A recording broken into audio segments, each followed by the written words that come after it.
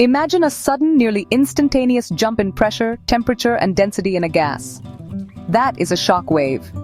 Shock waves form when an object moves through air at or near the speed of sound, what we call Mach 1.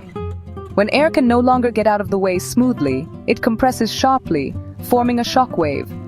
Over aircraft wings, this can happen even before reaching Mach 1. At transonic speeds, around Mach 0.8 to Mach 1.2, air over the upper surface of the wing accelerates faster than the free stream. It may locally reach Mach 1, creating a local supersonic region. As this fast-moving air slows back to subsonic speeds, it forms a shock wave, a sharp boundary where airflow properties change abruptly. Shock waves can cause separation of airflow, increased drag, known as wave drag, loss of lift, and buffeting. They can even cause a nose-down pitch moment called Mach tuck. To manage shock waves, designers use swept wings and supercritical airfoils. They add special shaping to delay shock formation and sometimes use shock control devices in supersonic aircraft. In short, shock waves are a major concern in high-speed flight.